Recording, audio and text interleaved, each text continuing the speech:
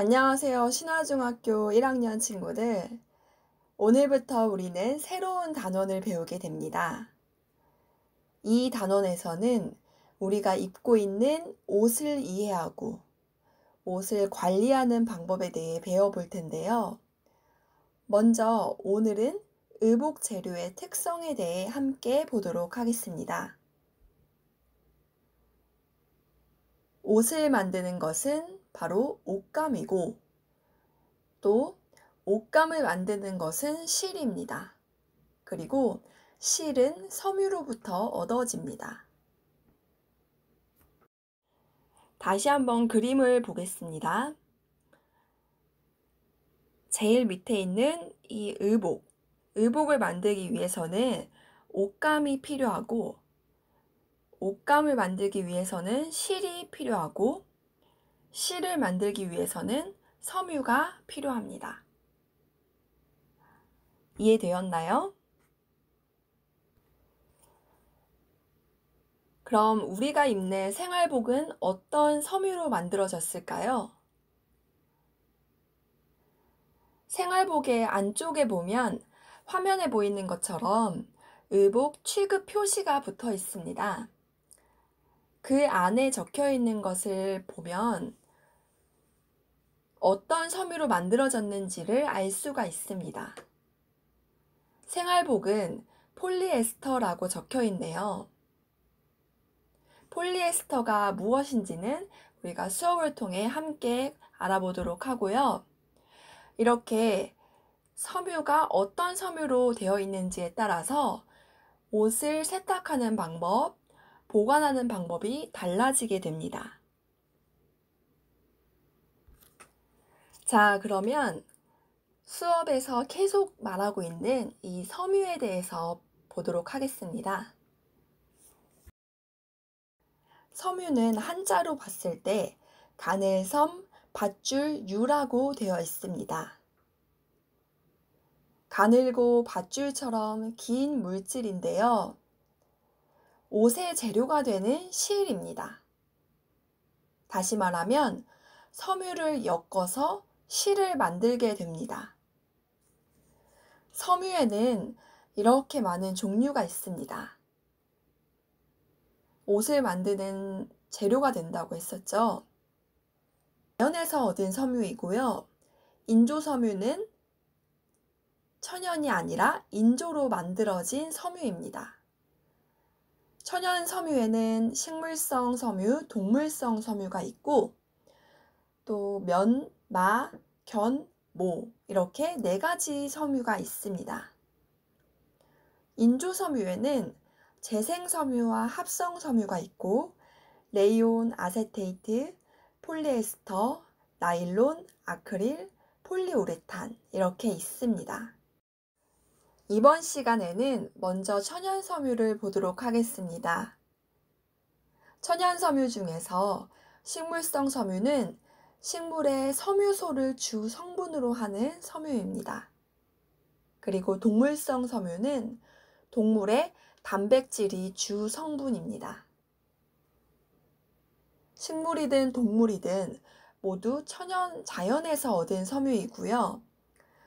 식물성 섬유에는 면섬유, 마섬유가 있고 동물성 섬유에는 견섬유, 모섬유가 있습니다. 혹시 얼마 전에 종영한 TVN 드라마 도깨비를 기억하나요? 드라마에서 여주인공의 졸업 축하 선물로 등장했었습니다. 이 꽃은 어머니의 사랑이란 꽃말을 가지고 있습니다. 이 꽃은 어떤 꽃일까요? 바로 목화입니다. 목화는 천연섬유인 면의 원료입니다. 인도가 원산지로 기원전 3000년부터 재배했다고 합니다. 우리나라에 처음 들어온 것은 1363년 문익점이 중국 원나라에서 부통에 넣어왔다고 알려져 있습니다. 면섬유는 천연섬유이고 그리고 식물성 섬유라고 했었죠.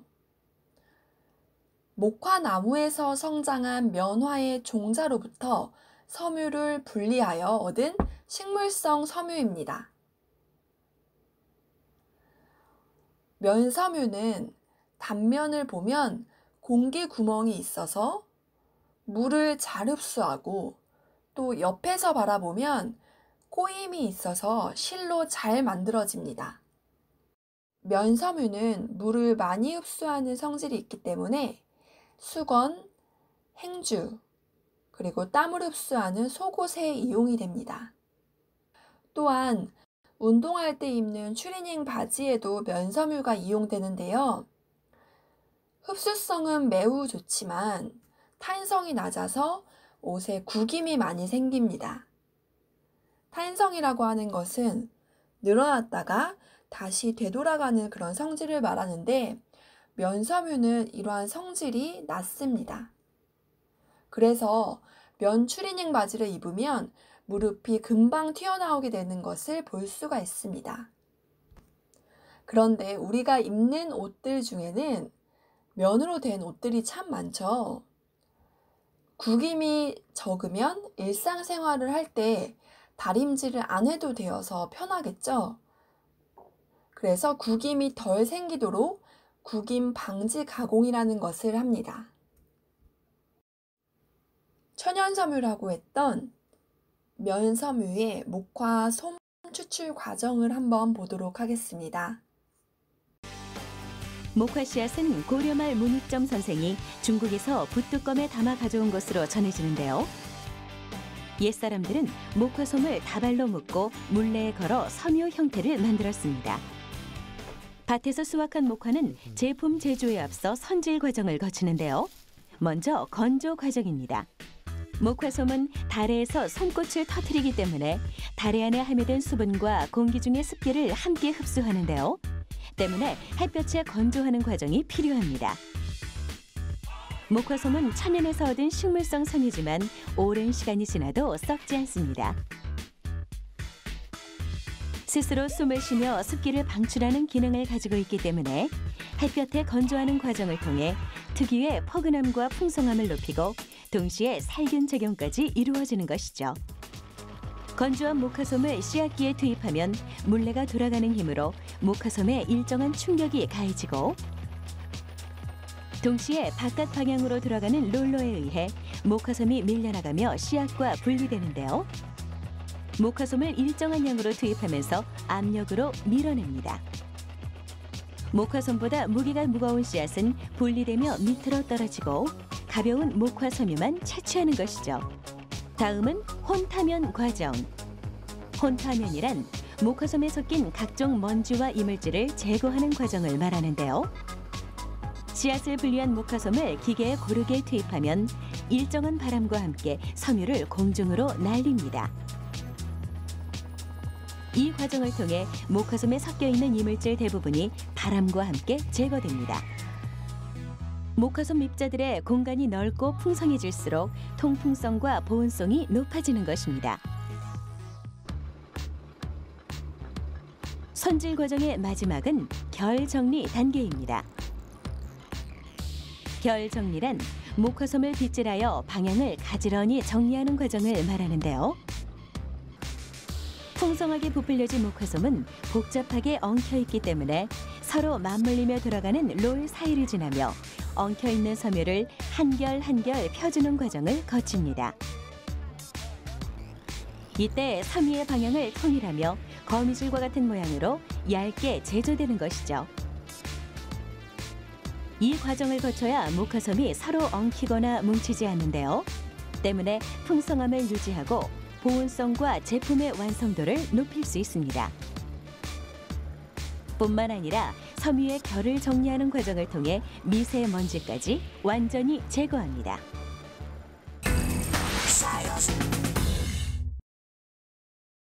이번에는 마섬유를 보겠습니다. 마섬유는 천연섬유이고 마찬가지로 식물성 섬유입니다.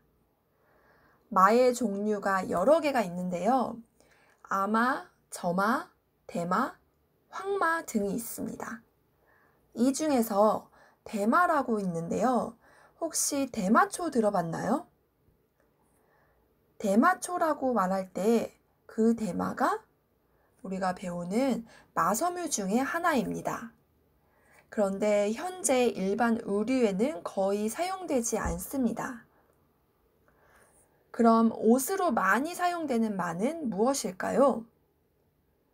바로 아마라고 하는데요.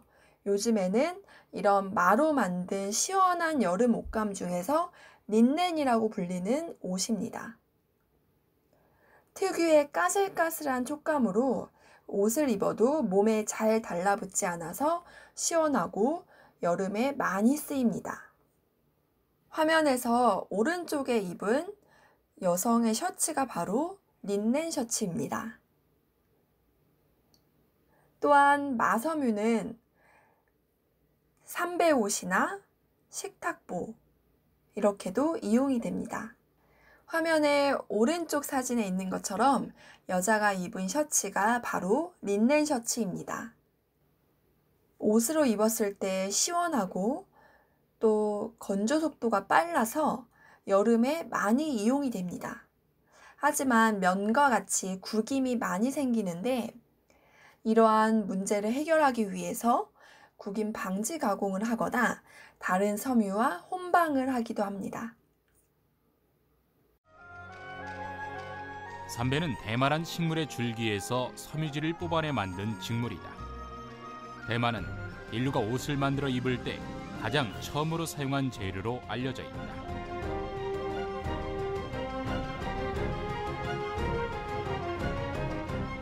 그 원산지는 중앙아시아와 서아시아 지역이지만 이미 전 세계에서 널리 재배되고 있다. 동양에선 6,000년 전 중국에서 처음으로 옷을 만들어 입었다. 대마에서 삼배씨를 만들어내기까진 수십 번의 단계를 거쳐야 한다. 수확 후 12시간 정도 삼굿으로 쪄낸 대마 줄기, 즉 삼은 하루 정도 햇빛에 바짝 말린다. 그것을 적당량씩 묶어 물에 담가 천천히 불린다. 이렇게 서너 시간 불리고 말리는 것을 여러 번 반복한다. 물에 충분히 불려 연해진 삼의 겉껍질을 한 겹씩 벗겨낸다. 이것에서 삼실이 시작되는데 좀 덜 자란 대마를 수확할수록 껍질이 잘 벗겨지고 부드러운 삼배를 만들 수 있다. 벗긴 껍질은 속껍질을 남기고 모두 톱으로 훑어낸다. 속껍질, 즉 개추리를 줄에 널어 4~5일간 말린다. 이는 자연 건조와 더불어 삼배 특유의 누런 빛깔을 희게 만드는 표백 효과도 가져온다. 그렇게 바랜 삼은 붉은 빛을 띈다. 이것을 또 물에 살짝 불려 손톱으로 잘게 찢는다. 더 고운 삼실을 만들기 위해서 반드시 손으로 해야 하기에 작업은 늘 고되다. 가는 실의 형태를 가진 삼을 삼뚝가지에 걸어놓고 삼을 삶는다. 실 한 올 한 올을 빼내 무릎에 놓고 또 손으로 비벼 연결해야 하기에 가장 시간이 오래 걸리는 작업이다. 날실용 삼은 올수를 나누기 위해 틀에 걸어 분리한다.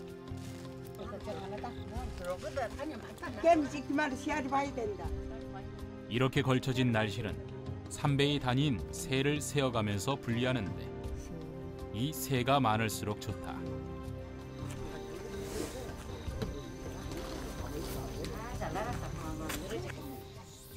시실용은 따로 꼬리를 매 널어 말린다.